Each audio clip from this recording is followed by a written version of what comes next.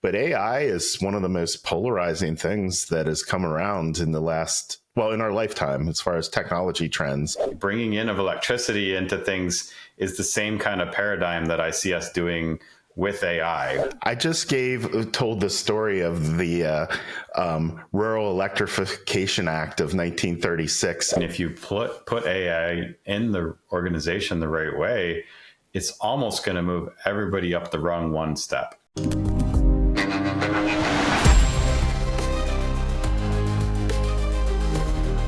Welcome back to AI with Bri, the show where we break down the how to learn, leverage, and lead in the age of artificial intelligence.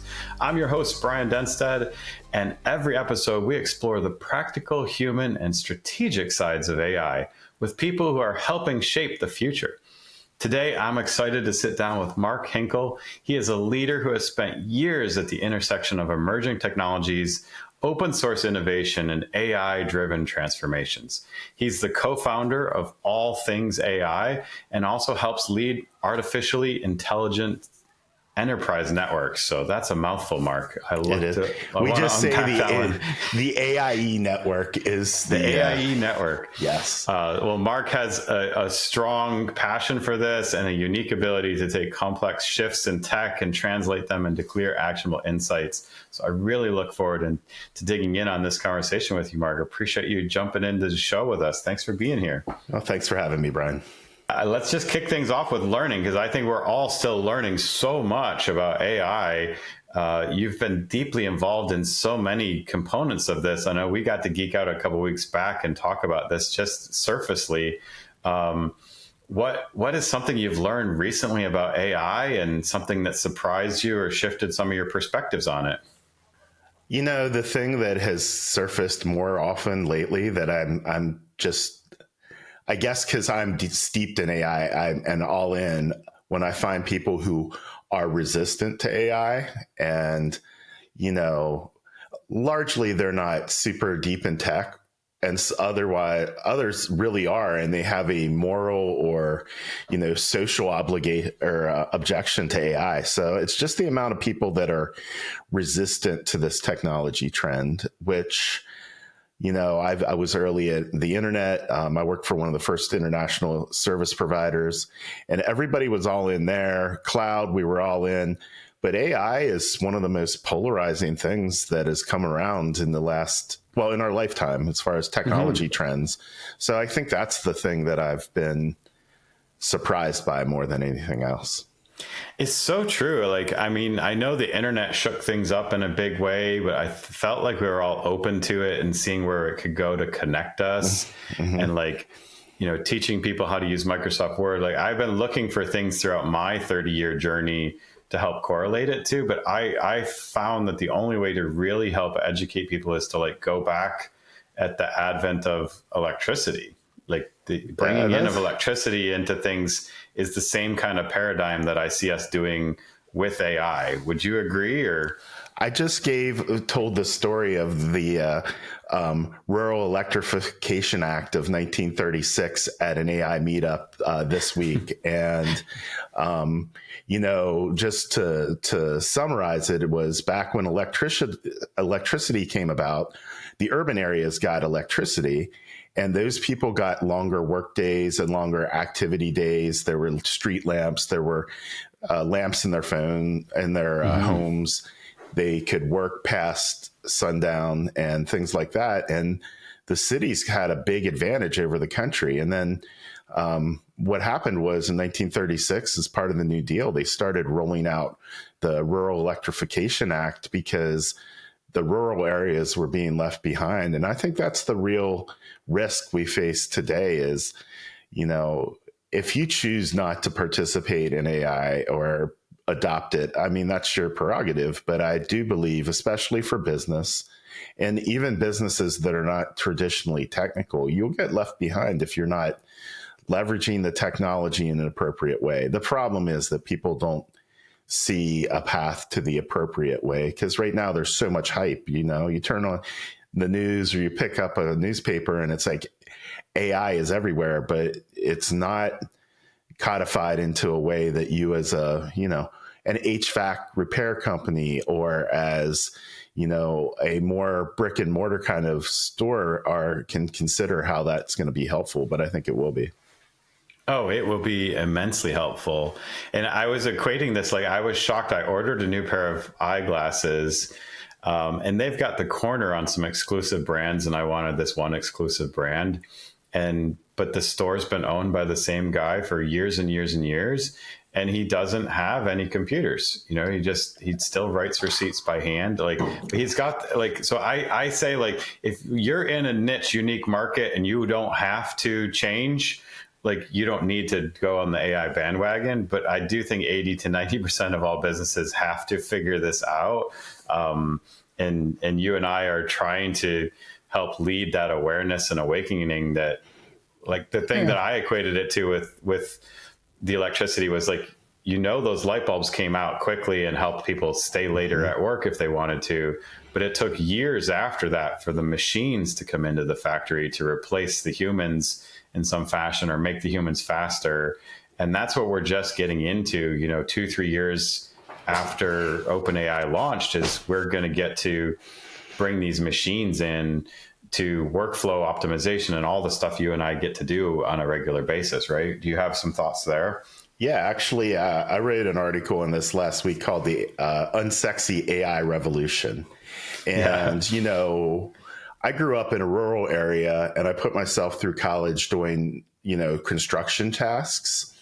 And I think the thing is today, it's all, the massive ChatGPT and the others, all those things. And speaking of that, now we can hear the garage door man beating on the wall out there. But it's actually relevant because, we talk about this stuff from what's like replacing humans, but there's some places I would like to replace humans, like dangerous jobs. Like he is taking off 4 springs that he told me have already sent him to the hospital twice from a garage spring. Like maybe it would be cool to have a robotic garage spring, so if it does break, it doesn't throw him off the ladder. And that's safety. Or undersea mining, changing, doing maintenance on wind turbines and cell towers. These are all dangerous jobs that probably could be replaced, but I don't think it's as evident because we are just starting to see things like Tesla's Optimus robot and Humans Figure, all these AI powered robots. And I think,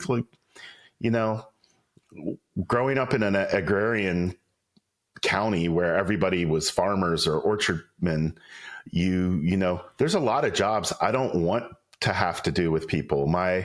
The tractors now are run with GPS and they use AI algorithms to most effectively plant the fields. Like that's a good use. I don't want to be out there with a hoe or a mule and a plow trying to plant seeds. It's just not effective. So those are the ones that I think are exciting versus the ones that are scary, where customer service reps might be worried about being replaced. But that's how I think about it. I'm excited to see how it's going to ripple into every corner of society for sure. I mean, for those people out there that are just trying to understand the fundamentals, where do you think they should begin? Well, I mean, my business is upskilling folks in AI, and I put a lot of resources out there. And so I've looked at it as one thing that I think is really helpful, and I didn't think people would care about and has been really popular, is just how AI works. So right now we're all living in information that we got from pop culture. So you look at the Matrix, you look at the Terminator, like that's the story that people are worried about. But there aren't a ton of great stories about AI. Maybe WALL-E, I guess, from Disney might be like AI becoming our friend. But I think we really have to write the future we want. And that's, I think it starts with understanding, and just understanding how these systems work at a fundamental level is what, in the last year I've trained over 5,000 people live, and over again, once they understand how it works, I think then the next thing is, how can I apply this? The difference between what's good for AI to help me with versus what I need to own as a thoughtful human being. And so just figuring out that balance, the basic tools in your job to help you with, just look at what you do every day. We spend 28% of our day on average on email, and it's not a productive, it's just like a slog. So I use AI agents to help me triage my email, and that takes it down. The other thing is just formatting documents. Like we process so much information in a day. If you spend 50% of your time, which is average for a knowledge worker, manipulating documents of whether it's an Excel spreadsheet or reports or dashboards, if you could turn that down a little bit, all of a sudden your 28% of email and your 50% of like manipulation of documents only leaves you, 2 hours a day, or not even 2 hours a day, I guess, 1.6 hours a day of time to actually do productive work. So why not try and figure out how you can get to that point and not work a 60-hour week if you work in a it's ridiculous how much time we work and how much time of that day is spent doing things that are ultimately not productive. I agree. And please feel free to drop any websites and plugs as you go here. So how do people get more involved in some of the training that you're running? The best way is theaie.net, and that's the Artificially Intelligent Enterprise. So we do free weekly newsletters. Just think of it as like the morning brew of AI, where we have a newsletter for just news twice a week. So you don't have to scroll through all of your news feeds. You sort of get it curated. Tuesdays and Fridays, the AI Enterprise sends out really practical tips. We have deep tech folks. One of the folks who started DevOps is John Willis. He does the AI CIO, where he's talking about tech strategy. So yeah, I think it's, I enjoy doing it. I don't necessarily make any money from it, but it's a really good way for me to clarify my thinking. And, it's a good way for folks to connect with me. I agree. I mean, that's why I'm doing the podcast and meet awesome people like you, and to just help refine the service offerings I can give to some of my clients. Yeah. So I have to take a side tangent because you opened the door. Like, WALL-E is one of my favorite movies. But I also feel like we're heading fast towards like altered carbon. And I think it is only 5 years away or 10 years away before the first AI union is created. And there's this even bigger dichotomy between the ultra wealthy and the rest of society to some degree. So which future are you trying to paint? Well, I'm trying to paint the one where we all thrive. So here we talked about WALL-E. I'm a Jetsons guy. I want the Rosie the robot. I want the self-driving flying car. I want to spend more time doing stuff I enjoy and less time, home repair and maintenance is not a great use of my time. And if some of these Figure and Optimus, they're talking about a personal robot that's $20,000 that you can also sort of robot share the way Uber or Airbnb works, where you're like, okay, Mark has his robot, but he'll rent it to his neighbor Bob for, $10 an hour, and that'll defray some of the cost. I think that's what I want it to look like. Like my Rosie the robot goes over and mows his yard and my yard, and gets up in the roof and cleans out the gutters. Because honestly, I don't like it even when the professionals are doing it. I mean, somebody could fall off my roof. I don't want anybody to get hurt. And if a robot falls, you tighten some screws or you get another one, and it's not the same stakes. So yeah. I love it. I mean, and I hope we can get back to a little bit more of that tribal society. Like, I know Bill Gates has his vision for the little mini nuclear reactor at the top of every neighborhood, and we should have, the shared cars and the shared robots. We don't need them all the time. I think that's a great foray. We could do a whole separate episode on that. I want to dive into the leveraging thing. You've already touched on a couple ways that you're using and leveraging AI, but where do you see the most practical opportunities for teams today to get started and use AI on a regular basis, leveraging it? Yeah. So I think that we will we're right on the cusp of having digital workers integrated in the team. And so, a couple of the things that I think are really hard is just coordination of tasks. So triaging what's going on in the team, like that's an extra step if you're a team leader to communicate that out. So anything that facilitates the sort of coordination level, like I think there'll be AI project managers, but I don't think it'll be AI project managers that will hold the strategy and ultimately be responsible. I think there'll be assistants to an uber human project manager whose final say is putting the priority on things. Cause I don't think you have to be practical about that, and you have to have domain expertise. And I think that's going to be the longest transfer of knowledge is even once we have capable agents, which we do today, you still have to spend as much time training them as you would as a new employee.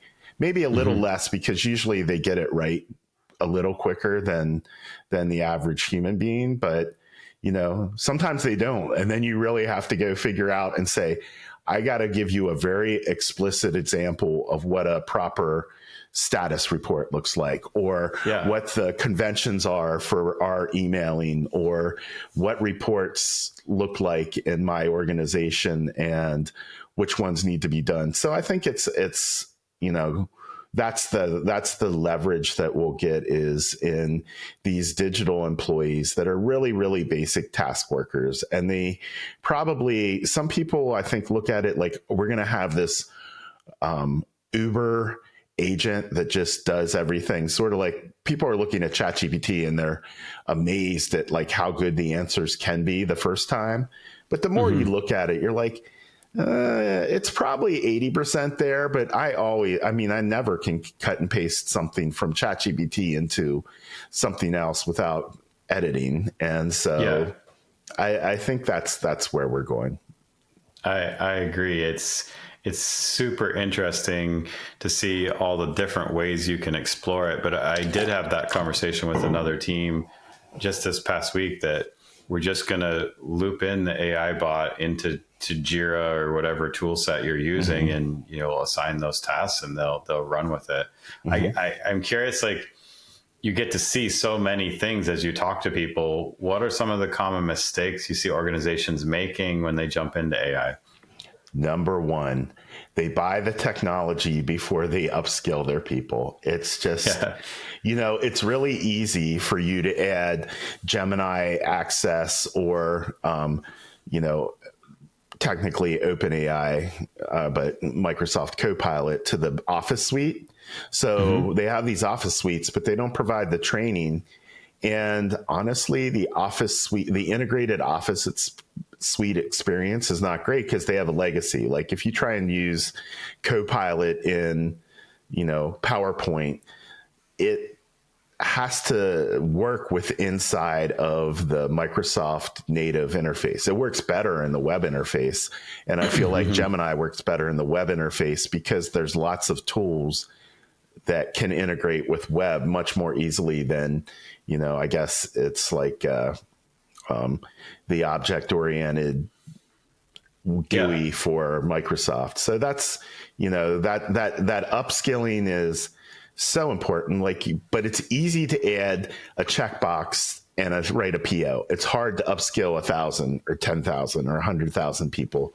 But you saw in the news the infamous MIT 95% of pilots fail study was going through the news cycle. And I think it was like 300 organizations, but there is some good data in there on what wasn't working and what is working. But number one is upskilling. And number two is having leadership that really understands AI, because they see it in the news. They're like, we got to be an AI first company. But, there's some companies like Moderna and I think Goldman is really good. And Shopify, Toby Lutke's been really public about how Shopify is becoming AI first, and it's an imperative.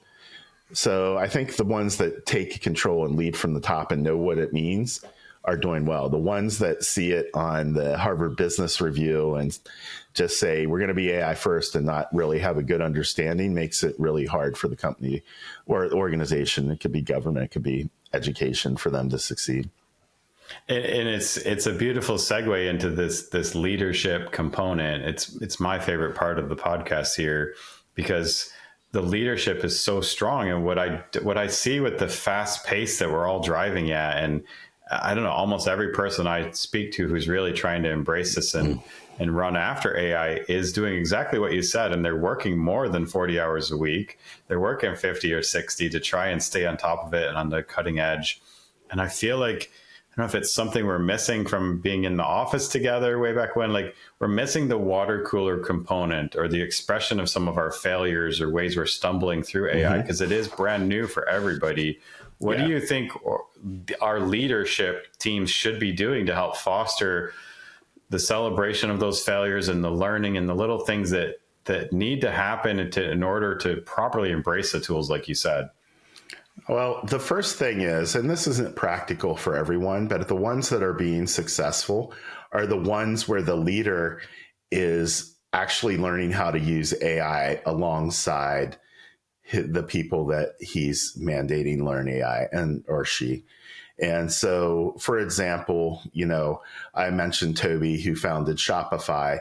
He's using it and being prescriptive on how he's using it and sharing it.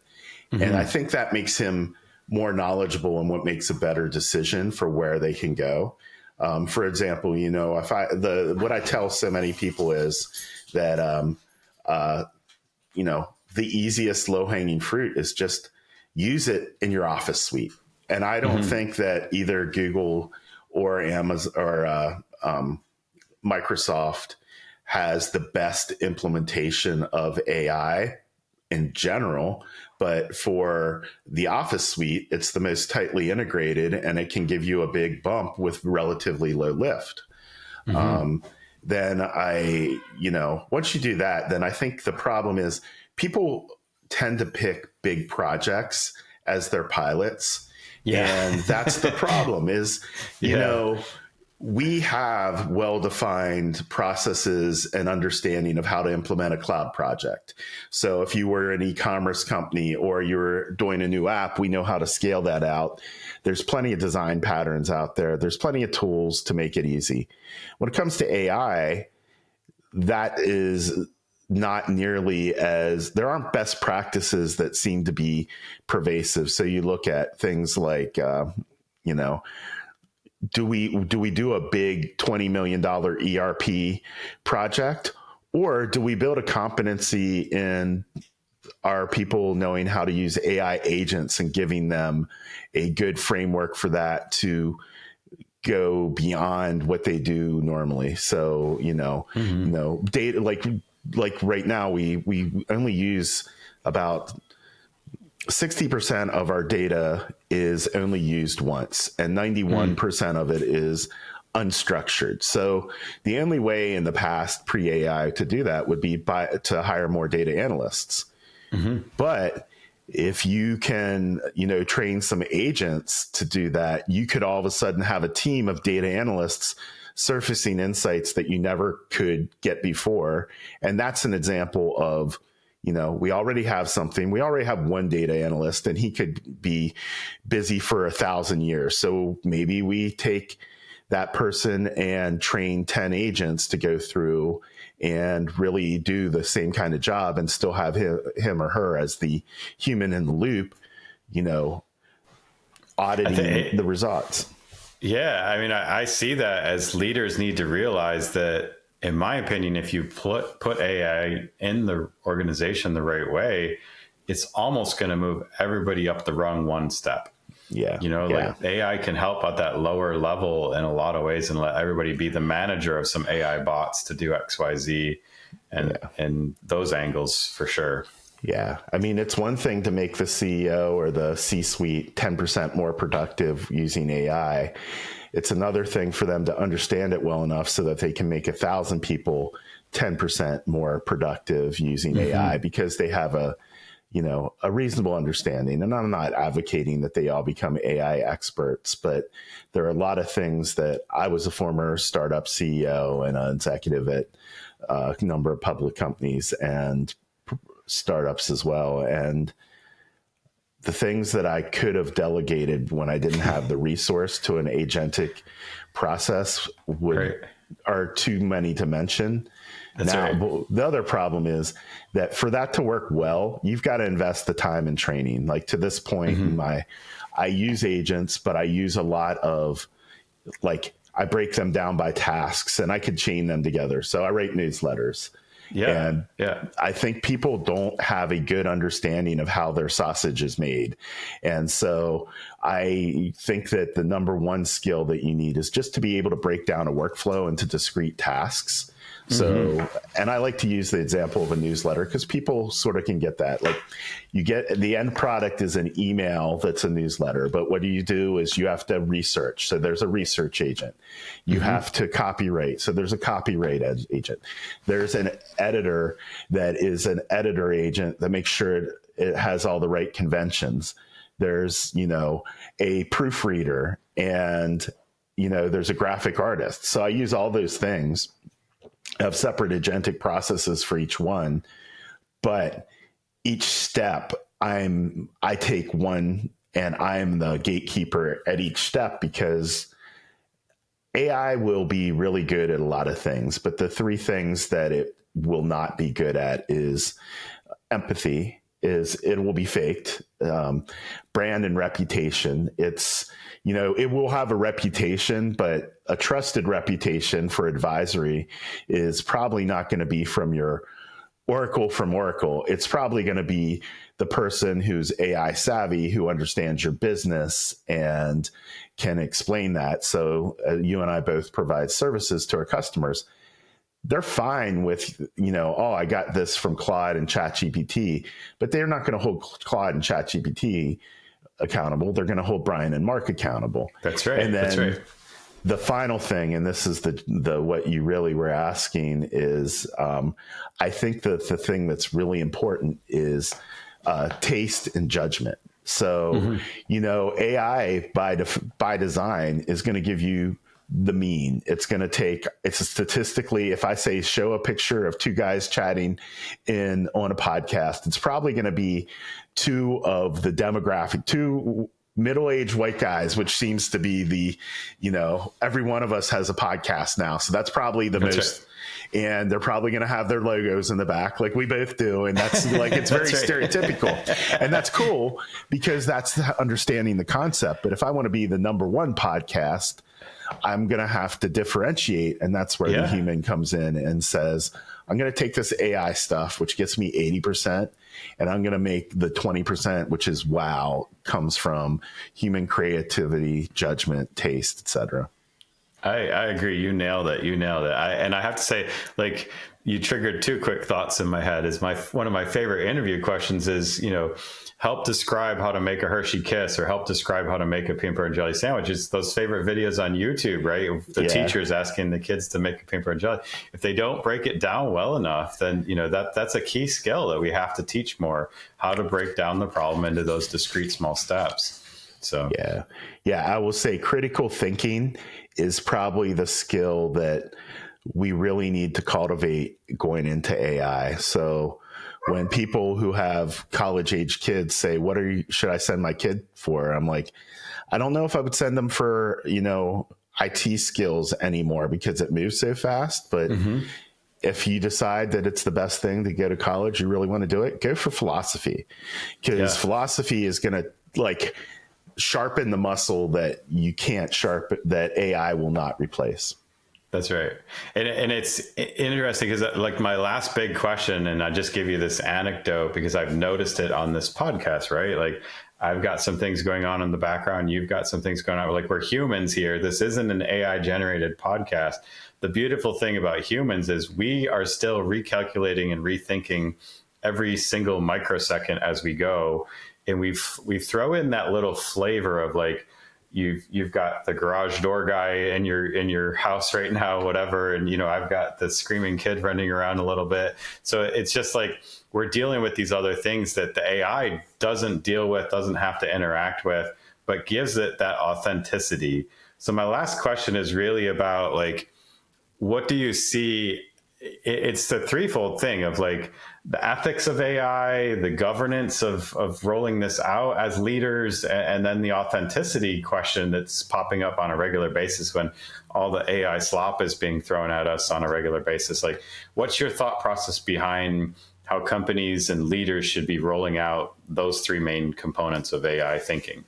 Yeah. So the first thing is, we went through a lot of changes in COVID and we became physically isolated. So I think that when you physically isolate, there is just a lack of certain interaction that doesn't happen. So for me, I started an events company for live events because I felt like I was doing a lot of stuff online, but there's a real hunger. I would say the same thing for companies is not only should you mandate these AI adoption, but you should do so with as much human interaction as possible between the leadership and the people that are doing the work. Because I think that that is something that will not get captured in AI is just, understanding at a level that is hard to come through. Even like we're having a great conversation on, over the internet right now.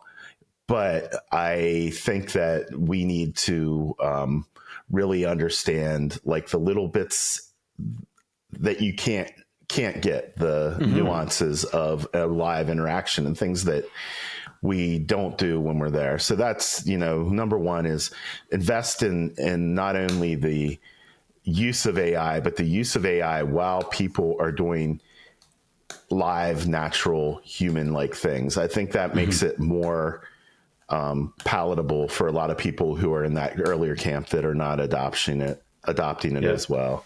The other things that I think is people look at this as a productivity enhancer, which it is, but it should be looked at as a productivity enhancer that allows us to do more and better.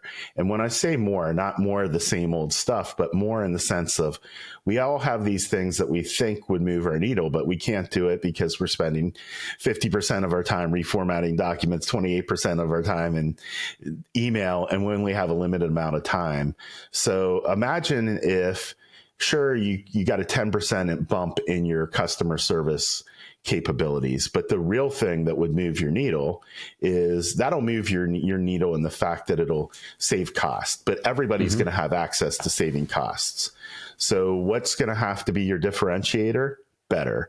And so if you can get a 10% improvement in customer support productivity, but you can get a 30% improvement in customer satisfaction because you've freed that up. That's the thinking that I think there's a trap that people are like, we're going to get rid of jobs. Well, everybody could effectively automate all this stuff, and then it's a race to commoditize bottom. And, there's certain things where commodities are good for, like, it's great for milk. It's great for, foodstuffs. It's great for energy. But when it comes to the rest of the business, to differentiate, it's going to be a matter of better. And I think that's the big trap that people really should be looking at. How is this going to improve the quality and the opportunity for me to do things that will make my business, better, not just more efficient? I agree. We want more. I want more Star Trek utopia. Yeah, exactly. Like yes. Exactly. I want to be able to stop worrying about all the science that we have to do with climate change and fix that. Right.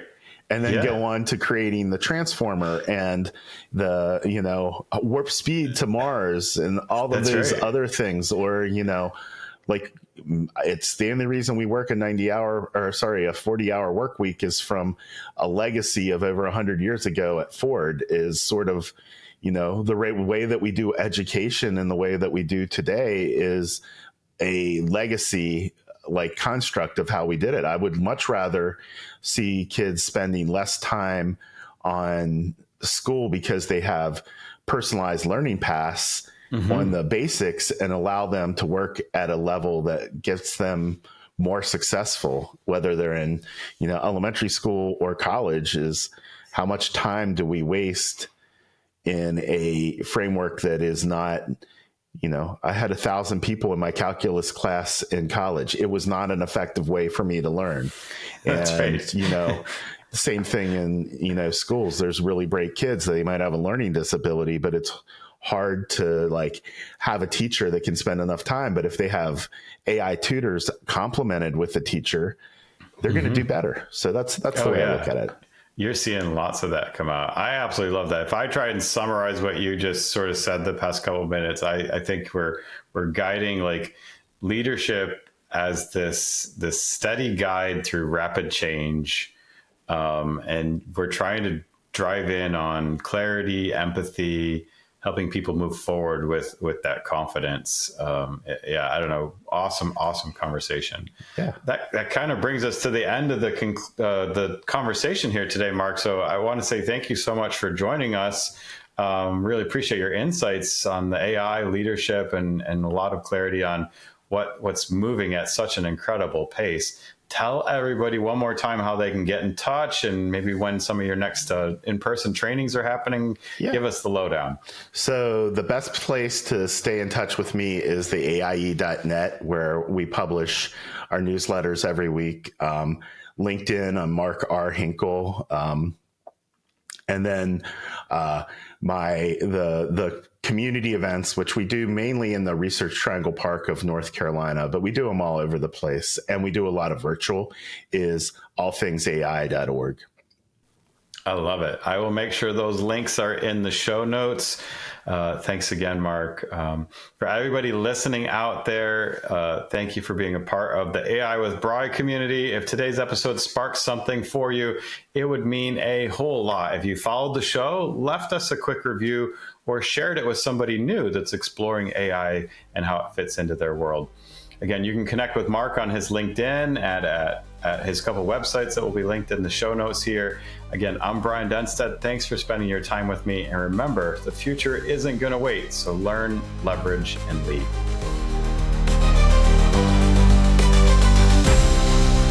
This episode of AI with Bry was hosted and produced by me, Brian Denstead.